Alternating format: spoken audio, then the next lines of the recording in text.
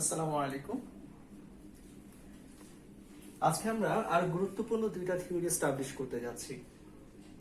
এই থিওরি দুটো আমরা এস্টাবলিশ করার আগে গত ক্লাসে যে শেষে যে থিওরিটা পড়িয়েছিলাম সেটা আমাদের দরকার হবে। কি পড়িয়েছিলাম? আমরা আর্কিমিডিয়ান প্রপার্টি করেছি। আর্কিমিডিয়ান প্রপার্টির মধ্যে কয়টা সংখ্যা নিয়ে কাজ করেছি? টোটাল 3টি সংখ্যা নিয়ে আমরা কাজ করেছি। তার মধ্যে দুইটা বাস্তব সংখ্যা আর একটা পূর্ণ সংখ্যা। দুইটা বাস্তব সংখ্যার মধ্যে একটা ছিল ধনাত্মক সংখ্যা, আরেকটা ব্যাপারে কোনো কথা বলা ছিল না। এই তিনটার মধ্যে আমরা একটা সম্পর্ক রেখেছিলাম, খেয়াল করো। আমি আবারও বলছি, আমি দুইটা বাস্তব সংখ্যা ছিল এক্স এবং ওয়াই। এখানে এক্স এর কন্ডিশন দেওয়া ছিল এক্সটা হচ্ছে একটা ধনাত্মক সংখ্যা, কিন্তু ওয়াই এর ব্যাপারে কিছু বলা নেই। তার মানে ওয়াইটা যে কোনো সংখ্যা হতে পারে, সে ধনাত্মক হতে পারে, সে ঋণাত্মক হতে পারে, সে শূন্যও হতে পারে। তা বলা হচ্ছে কি, বলা হচ্ছে এই এক্স কে তুমি এমন একটা সংখ্যা দিয়ে গুণ করতে পারো, এমন একটা পূর্ণ সংখ্যা দিয়ে গুণ করতে পারো যেটা ওয়াই এর চেয়ে বড় হয়ে যাবে। সেই পূর্ণ সংখ্যাকে আমি এন দিয়ে প্রকাশ করলাম। এই এন এর পরিচয় কি? এনটা হচ্ছে একটা পূর্ণ সংখ্যা। এটাই ছিল আর্কিমিডিয়ান প্রপার্টি। তাহলে কয়টা সংখ্যা? দুইটা বাস্তব সংখ্যা। এক্স এর পরিচয় কি? এক্স হচ্ছে একটা ধনাত্মক সংখ্যা। তাহলে কি বলা হচ্ছে? এক্স কে তুমি এমন একটা পূর্ণ সংখ্যা দিয়ে গুণ করতে পারো যে গুণফলটা কার চেয়ে বড় হবে? ওয়াই এর চেয়ে বড় হবে। এটাই হচ্ছে আর্কিমিডিয়ান প্রপার্টি। আচ্ছা, একটা উদাহরণ দিয়ে ব্যাপারটা বুঝি। সাপোজ তুমি ধরো এটা হচ্ছে এক্স এর মান কত? 5। দেখো তো এটা ধনাত্মক সংখ্যা হচ্ছে কিনা? হচ্ছে। আচ্ছা, ওয়াই এর মান সাপোজ তুমি নাও 20। আচ্ছা বলো তো, এই 5 কে তুমি এমন কোন পূর্ণ সংখ্যা দিয়ে গুণ করতে পারো যেটা 20 চেয়ে বড় হতে পারে? হ্যাঁ, যেমন 5। অর্থাৎ এই পূর্ণ সংখ্যা দিয়ে যদি আমি গুণ করি তাহলে গুণফলটা দেখো এটা কার চেয়ে বড় হচ্ছে? 20 চেয়ে বড় হচ্ছে। এখানে এই 5 টা হচ্ছে n, যেটা ন্যাচারাল নাম্বারস, আর এখানে 5 টা কি? 5 টা হচ্ছে x, আর এখানে 20 কি? 20 হচ্ছে y। তার মানে কি হচ্ছে? nx is greater than y। এটাই ছিল আর্কিমিডিয়ান প্রপার্টি। আজকে আমরা এই প্রপার্টিকে ব্যবহার করে এই চমৎকার থিওরিটা আমরা এস্টাবলিশ করব। আজকে থিওরিটা কি?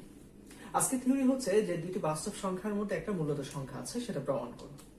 একটা না, একাধিক মূলদ, অসংখ্য মূলদ সংখ্যা আছে, সেটা প্রমাণ করতে হবে। কার মধ্যে?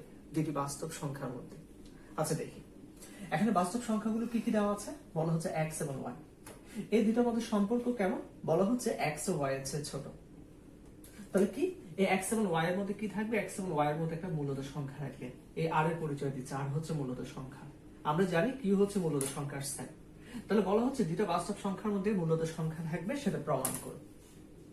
তাহলে মূলদ সংখ্যা বলতে আমরা কি বুঝি? মূলদ সংখ্যা হচ্ছে দুটি পূর্ণ সংখ্যার অনুপাত। সাপোজ পি আর কিউ দুইটা পূর্ণ সংখ্যা, তাহলে মূলদ সংখ্যা হবে পি বাই কিউ। তবে কন্ডিশন হচ্ছে কিউর মানটা শূন্য হতে পারবে না, তাহলে পি বাই কিউ সংখ্যাটা হবে মূলদ সংখ্যা। আর মূলদ সংখ্যার সেটকে আমরা কিউ দিয়ে প্রকাশ করি। আচ্ছা দেখি এই থিওরিটা আমরা প্রমাণ করতে যাচ্ছি। তাহলে কয়টা সংখ্যার কথা বলা হচ্ছে? দুইটি সংখ্যা। কি কি? এক্স এবং Y. Let the two distinct real numbers be x and y. দেখো যে দুইটা সংখ্যা নিচ্ছে সেগুলো কিন্তু ডিফারেন্ট। আচ্ছা কেমন? এক্সটা হচ্ছে ওয়াই এর চেয়ে ছোট। তাহলে বলো তো, বড় সংখ্যা থেকে ছোট সংখ্যা বিয়োগ করলাম, তাহলে এই যে গুণফল, এখানে যে বিয়োগফলটা পাবো, বিয়োগফলটা কি হবে? একটা ধনাত্মক সংখ্যা হবে। ওকে, তাহলে প্রথম লাইনটা আমরা লিখলাম কি? দুইটি সংখ্যা এক্স এবং ওয়াই। কি ধরনের সংখ্যা? তারা ডিফারেন্ট দুইটা সংখ্যা, তারা বাস্তব সংখ্যা। কে ছোট? এক্স ছোট। যদি তাই হয় তাহলে ওয়াই মাইনাস এক্স এটা কি ধরনের সংখ্যা? এটা একটা ধনাত্মক সংখ্যা। এখন আমরা এখানে আর্কিমিডিয়ান প্রপার্টি অ্যাপ্লাই করতে চাই। আর্কিমিডিয়ান প্রপার্টি কয়টা সংখ্যা নিয়ে কাজ করেছে? দুইটি সংখ্যা, তার মধ্যে একটা কি? ধনাত্মক সংখ্যা। আচ্ছা তুমি ধরে নাও এটা হচ্ছে একটা ধনাত্মক সংখ্যা, এটা পুরোটাকে একটা সংখ্যা মনে করো। এটা হচ্ছে আমার এক্স, যেটা ধনাত্মক সংখ্যা। তাহলে এটাকে আমি এমন একটা পূর্ণ সংখ্যা দিয়ে গুণ করতে পারি যে পূর্ণ গুণফলটা কি হবে? ওয়াই এর চেয়ে বড় হবে। দেখো আমি কিভাবে লিখছি। এই ওয়াই মাইনাস এক্স এটা হচ্ছে আমার একটা সংখ্যা, তাকে আমি একটা পূর্ণ সংখ্যা দিয়ে গুণ করলাম। এই গুণফলটা কি হচ্ছে? এই গুণফলটা 1 এর চেয়ে বড় হচ্ছে। এখানে 1 হচ্ছে y এর মান। আমি আমার ইচ্ছে মতো আমি একটা মান নিলাম, সেটা হচ্ছে 1 আমার প্রমাণের সুবিধার জন্য। এটা কোন থিওরি? এটা হচ্ছে আর্কিমিডিয়ান প্রপার্টি অ্যাপ্লাই করলাম। তাহলে আর্কিমিডিয়ান প্রপার্টি অ্যাপ্লাই করে আমি এই লাইনটা লিখলাম।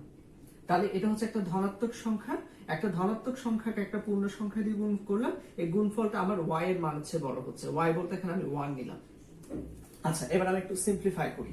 আমি and দিয়ে গুণ করলাম, সাইড পরিবর্তন করলাম, এটাকে এইভাবে লেখা যায় সে কাজটা করলাম। এটা হচ্ছে আমার ইকুয়েশন নাম্বার 1।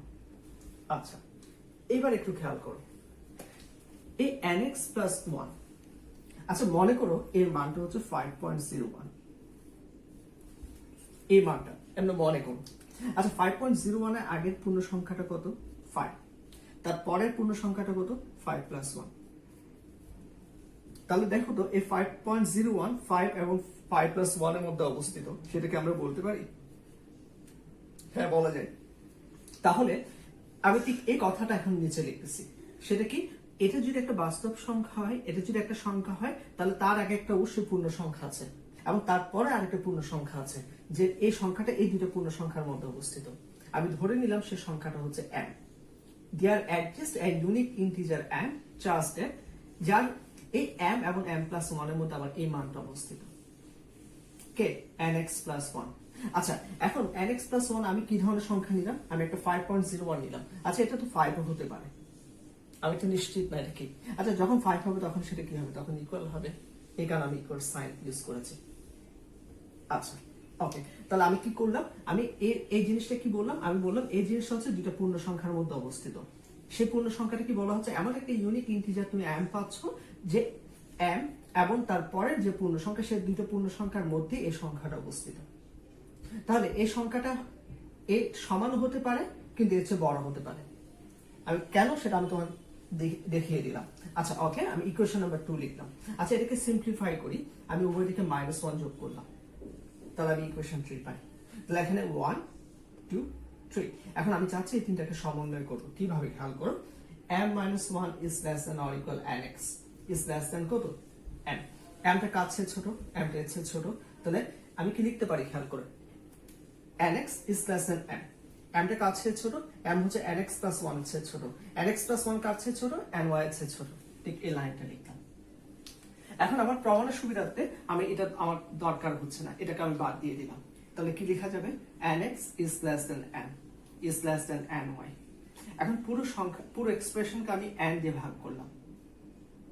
আচ্ছা আমি যে সংখ্যা দিয়ে ভাগ করছি, দেখো তো এই nটা কি? nটা একটা পূর্ণ সংখ্যা, ধনাত্মক পূর্ণ সংখ্যা, ন্যাচারাল নাম্বারস। ন্যাচারাল নাম্বারস এর মধ্যে 0 নেই। তাহলে এই কারণে বলছি n এর মানটা কি? এখানে গ্রেটার দ্যান 0। তাহলে আমার কোনো সমস্যা নেই, আমি যে সংখ্যা দিয়ে ভাগ করছি সেটা শূন্য না। আচ্ছা তাহলে এবার খেয়াল করো, তাহলে এখানে কি পেলাম? এই এখন কি লিখছি খেয়াল করো, m এবং n এর পরিচয় কি? m and n are both integers, দুইটা কি? আর এখানে কি? n টা হচ্ছে ন্যাচারাল নাম্বারস। তাহলে m বাই n টা কি ধরনের সংখ্যা? এটা একটা রেশনাল নাম্বার, কারণ আমরা জানি দুইটা পূর্ণ সংখ্যার অনুপাত কি হয়? একটা রেশনাল নাম্বার হয়। আচ্ছা আমি m বাই n কে কি দিয়ে প্রকাশ করলাম? r দিয়ে প্রকাশ করলাম। r টা কোথায় আছে? মূলত সংখ্যার সেটে আছে। তাহলে কি হলো? m বাই n এর পরিবর্তে r বসানো হলো, তাহলে x is less than r is less than y। তার মানে কি? একটা মূলত সংখ্যা দুইটা বাস্তব সংখ্যার মধ্যে অবস্থিত। তাহলে এখন কি বলা যায়? এটা কি বলছে? This shows that the existence of a rational number between two distinct real numbers। অর্থাৎ বলা হচ্ছে দুইটা ভিন্ন বাস্তব সংখ্যার মধ্যে একটা রেশনাল নাম্বার আমরা খুঁজে পেলাম, যেটা আমরা এখানে দেখলাম। আচ্ছা এখন এই লজিকটা যদি আমি আবারও অ্যাপ্লাই করি, কেমন? খেয়াল করো তো, x হচ্ছে একটা বাস্তব সংখ্যা, r হচ্ছে একটা বাস্তব সংখ্যা, কারণ আমরা জানি মূলত সংখ্যা সেটা কি? সেটা একটা বাস্তব সংখ্যা। তাহলে x is less than যদি r হয়, তাহলে এই একই যুক্তি আবার এখানে আমি অ্যাপ্লাই করতে পারি না? দুইটা বাস্তব সংখ্যার মধ্যে কি থাকবে? একটা মূলত সংখ্যা থাকবে। আমি ধরলাম সেই মূলত সংখ্যা হচ্ছে r1। কার মধ্যে? x এবং r এর মধ্যে আছে, সেটা কি? r1। আচ্ছা একইভাবে খেয়াল করো তো, r এবং y এর মধ্যে বলতে পারি না একটা মূলত সংখ্যা আছে, সেটাকে আমি ধরলাম সেটা r2। ঠিক এভাবে আমি অগ্রসর হতে পারি। তাহলে আমি কি পাচ্ছি? x এবং y এর মধ্যে এরকম অগ্রসর হলে ভিতরে অনেকগুলো মূলত সংখ্যা আসছে না? তাহলে দেখো তো এটা কি তুমি শেষ করতে পারবে? পারবে না। এই কারণে বলা হচ্ছে কন্টিনিউইং লাইক দিস, এভাবে যদি we get infinitely many rational numbers, এভাবে আমরা অসংখ্য সংখ্যক কি পাবো? মূলত সংখ্যা পাবো। কোথায়? Between x and y, x এবং y এর মধ্যে। এটাই হচ্ছে প্রমাণ। তাহলে কি দুইটা বাস্তব সংখ্যার মধ্যে কি আছে? দুইটা বাস্তব সংখ্যার মধ্যে অসংখ্য মূলত সংখ্যা আছে, সে প্রমাণটাই করলাম। এটাই ছিল সে প্রমাণটা।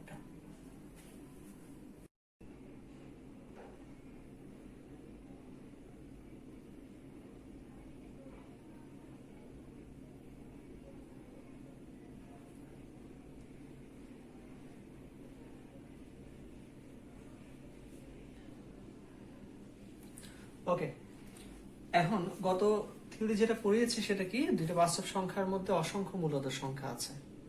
ঠিক একই রকমের আরেকটা থিওরি, এবার বলা হচ্ছে দুইটা বাস্তব সংখ্যার মধ্যে অসংখ্য অমূল্যদ সংখ্যা আছে। ওটা ছিল মূল্যদ সংখ্যা আর এটা হচ্ছে অমূল্যদ সংখ্যা। ওখানে আর্কিমিডিয়ান প্রপার্টি ইউজ করেছি, এখানেও ইউজ করব। ঠিক একই রকমের কাজটা এখানে হবে, তবে এখানে কয়েকটা জায়গায় আমাকে লজিক ব্যবহার করতে হবে। খেয়াল করো, সংখ্যা দুইটা কি কি দেওয়া আছে, এক্স এবং ওয়াই দেওয়া আছে। ঠিক আগের মতো এক্স কাছে ছোট, ওয়াই এর চেয়ে ছোট, তাহলে ওয়াই মাইনাস এক্স কি হবে, একটা ধনাত্মক সংখ্যা হবে। আচ্ছা, তাহলে এটা একটা সংখ্যা। এই সংখ্যাকে কি করলাম, আমি একটা পূর্ণ সংখ্যা দিয়ে গুণ করছি। এনটা কি, এনটা হচ্ছে ন্যাচারাল নাম্বার। তাহলে এই সংখ্যা দিয়ে গুণফল করলাম, গুণফলটা কাছে বড় হচ্ছে, গুণফলটা একটা সংখ্যার চেয়ে বড় হচ্ছে, এটা হচ্ছে ওয়াই এর মান। তাহলে আমি এখন ওয়াই এর পরিবর্তে কি নিলাম, আলফা নিলাম। এই আলফাটা হচ্ছে আমার জন্য এখন খুবই গুরুত্বপূর্ণ একটা সংখ্যা। এটা পুরো থিওরিকে, আমার পুরো থিওরির চিত্রটাকে পরিবর্তন করে দিবে। খেয়াল করো, এই আলফার পরিচয় দিচ্ছি। আলফাটা কি, আলফা হচ্ছে এনি পজিটিভ ইরেশনাল নাম্বার। আমি একটা ইরেশনাল নাম্বার নিয়েছি, তাও আবার কেমন, সেটা ধনাত্মক। তাহলে ধনাত্মক অমূল্যদ সংখ্যা নিলাম কোথায়, এই পাশে। তাহলে কোন প্রপার্টি ইউজ করে লিখলাম, আর্কিমিডিয়ান প্রপার্টি। আর্কিমিডিয়ান প্রপার্টির মধ্যে কয়টা সংখ্যার গুণফল, দুইটি সংখ্যার গুণফল। তার মধ্যে একটা সংখ্যা কি, একটা সংখ্যা হচ্ছে বাস্তব যেটা ধনাত্মক, সেটাকে কি দিয়ে গুণ করছি, সেটাকে ন্যাচারাল নাম্বার দিয়ে গুণ করছি। সেই গুণফলটা কার চেয়ে বড় হচ্ছে, সেটা ওয়াই এর চেয়ে বড় হচ্ছে। ওয়াই বলতে এখানে কাকে নিলাম, আলফা নিলাম। আলফার পরিচয় কি, আলফা হচ্ছে একটা ইরেশনাল নাম্বার। ইরেশনাল নাম্বারটা কেমন, সেটা হচ্ছে ধনাত্মক সংখ্যা। এই জায়গায় আমি মার্ক করলাম, এটা আমার জন্য খুবই গুরুত্বপূর্ণ। আচ্ছা দেখি, এবার আমি সিম্পলিফাই করব। আমি এন দিয়ে ভাগ করে দিলাম, আমি এটাকে পরিবর্তন করে এভাবে লিখতাম, এটাকে আমি এভাবে লিখতে পারি। ওকে, ইকুয়েশন নাম্বার 1। আচ্ছা এবারে খেয়াল করো, আলফার পরিচয় কি ছিল, একটা ধনাত্মক সংখ্যা। তাহলে আলফা ইজ গ্রেটার দ্যান 0। এনটা কি, এনটা হচ্ছে natural numbers, and obviously greater than 0। তাহলে দেখো, আলফা গ্রেটার দ্যান 0, এনও গ্রেটার দ্যান 0। আচ্ছা তাহলে বলো তো, এই এক্স এর সাথে দেখো তো, এই যে সংখ্যা, এই সংখ্যাটা একটা ধনাত্মক সংখ্যা না? তাহলে এক্স এর সাথে একটা সংখ্যা যোগ হচ্ছে, তাহলে অবশ্যই সেই এক্স এর চেয়ে বড় হবে। এবারে খেয়াল করো, এই সংখ্যা আর এই সংখ্যার পার্থক্য খেয়াল করো। দেখো তো, আলফাকে যে সংখ্যা দিয়ে ভাগ করছো সেটা কি, টুয়াইস এন। আর এখানে যে সংখ্যা দিয়ে ভাগ করছো সেটা হচ্ছে এন। দেখো এখানে একটা, এই আলফাকে যখন টুয়াইস এন দিয়ে ভাগ করছো, এই ভাগফলটা কি হয়ে যাবে, এটা চেয়ে আরো ছোট হবে না? এটা হচ্ছে ছোট হবে, কারণ আলফা বাই এন আর আলফা বাই 2n এর মধ্যে পার্থক্য কি, এই সংখ্যাটা ছোট আর এই সংখ্যাটা বড়। তাহলে দেখো এক্স এর সাথে যে সংখ্যা যোগ হচ্ছে এটা একটা ছোট সংখ্যা, আর অপেক্ষাকৃত এখানে বড় সংখ্যা যোগ হচ্ছে, তো অবভিয়াসলি এই সংখ্যাটা হচ্ছে বড়। তাহলে আমি এটা বলতে পারি, আমার x is less than x plus alpha by 2n is less than x plus alpha by n। অবশ্যই আলফাটা কি, greater than 0, n is greater than 0। তাহলেই আমার এই জিনিসটা হচ্ছে। আচ্ছা লিখলাম 1 এবং 2। আচ্ছা এখন দেখো তো, আমি 1 এবং 2 কে কি করতে পারি, সমন্বয় করি। 1 এবং 2 কে সমন্বয় করি, x ইজ লেস দেন কত, alpha plus x plus alpha by 2n। Alpha plus 2n এটা কার চেয়ে ছোট, এর চেয়ে ছোট, এটা কার চেয়ে ছোট, এটা y এর চেয়ে ছোট। একসাথে লিখলাম। তাহলে দেখো x এবং y এর মধ্যে দুটি সংখ্যা দেখা যাচ্ছে, সেটা কি, x plus alpha by 2n, x plus alpha by n। আচ্ছা একটা পরীক্ষা করে দেখি, আমি এই সংখ্যা আর এই সংখ্যা দুইটা ডিফারেন্স বের করলাম। আচ্ছা দুইটা ডিফারেন্স বের করে কি পেলাম, আলফা বাই 2n। আচ্ছা দেখো তো, আলফাটা কি ধরনের সংখ্যা ছিল, ইরেশনাল নাম্বার। কি ধরনের ইরেশনাল নাম্বার, একটা ধনাত্মক অমূল্যদ সংখ্যা। আচ্ছা একটা অমূল্যদ সংখ্যাকে কোন একটা পূর্ণ সংখ্যা দিয়ে ভাগ করলে সেটা কি হয়, সেটা অমূল্যদ সংখ্যা হয়। তাহলে এটা কি ধরনের সংখ্যা, এটা একটা অমূল্যদ সংখ্যা। তাহলে দেখো তো, দুইটা সংখ্যার বিয়োগফল অমূল্যদ সংখ্যা হচ্ছে। আচ্ছা দুইটা সংখ্যার বিয়োগফল কখন অমূল্যদ হয়, দুইটা সংখ্যার কমপক্ষে অবশ্যই একটা অমূল্যদ হতে হবে। দুইটা হতে পারে, কিন্তু কমপক্ষে একটা অমূল্যদ হতে হবে। তাহলে হয় এটা অথবা এটা, অথবা দুইটাই হতে পারে। তার মানে কি, অর্থাৎ এই সংখ্যা আর এই সংখ্যার মধ্যে যে কোনো একটা কমপক্ষে আমার অমূল্যদ সংখ্যা, আর এই দুইটা কোথায় আছে, এক্স এবং ওয়াই এর মধ্যে আছে। তাহলে এই দুইটাকে যে কোনো একটাকে আমি আর দিয়ে প্রকাশ করি, বিটা দিয়ে প্রকাশ করি, সেটাই বলছি। It means that at least one of, হয় এটা অথবা এটা ইজ অ্যান ইরেশনাল নাম্বার, সেটা কি হবে, অমূল্যদ সংখ্যা হবে। আর সেই অমূল্যদ সংখ্যাকে আমি বিটা দিয়ে প্রকাশ করলাম। তাহলে আমি 3কে কিভাবে লিখতে পারি, 3কে লিখতে পারি এটা আর এটার যে কোনো একটা পরিবর্তে আমি বিটা লিখলাম, x is less then beta is less then y। Beta মানে কি, বিটা মানে হচ্ছে অমূল্যদ সংখ্যা। তার মানে কি, দুইটা সংখ্যার মধ্যে একটা অমূল্যদ সংখ্যা আছে, এটা প্রমাণ হয়ে গেল। আচ্ছা এখন দেখি তো, ঠিক একই লজিকটা আমি এখানে আবার অ্যাপ্লাই করি। x একটা বাস্তব সংখ্যা, বিটাও একটা বাস্তব সংখ্যা, তাহলে এই দুটো বাস্তব সংখ্যার মধ্যে একটা অমূল্যদ সংখ্যা আছে সেটা বলতে পারি। আবার বিটা একটা বাস্তব সংখ্যা, y একটা বাস্তব সংখ্যা, এই দুটোর মধ্যে একটা অমূল্যদ সংখ্যা আছে সেটাও বলতে পারি। ঠিক এই কথাই বললাম। ঠিক আগের মতো x is less than beta 1 is less than beta, অর্থাৎ x এবং বিটার মধ্যে একটা অমূলত সংখ্যা আছে, বিটা এবং y এর মধ্যে একটা অমূলত সংখ্যা আছে, তাহলে এভাবে লিখতে পারি। এভাবে আমরা অগ্রসর হতে পারি একই যুক্তিতে। তার মানে কি পাবো, এই যুক্তিতে যদি আমি অগ্রসর হই তাহলে x এবং y এর মধ্যে আমি অনেকগুলো অমূলত সংখ্যা পাচ্ছি। সেটা কি, ইনফাইনাইটলি আমি কি পাচ্ছি, অমূলত সংখ্যা পাচ্ছি। এটাই হচ্ছে সেই প্রমাণ, অর্থাৎ দুইটা বাস্তব সংখ্যার মধ্যে অসংখ্য অমূলত সংখ্যা থাকে। ওকে, আজকে এই পর্যন্ত থাক, ভালো থেকো সবাই, আসসালামু আলাইকুম।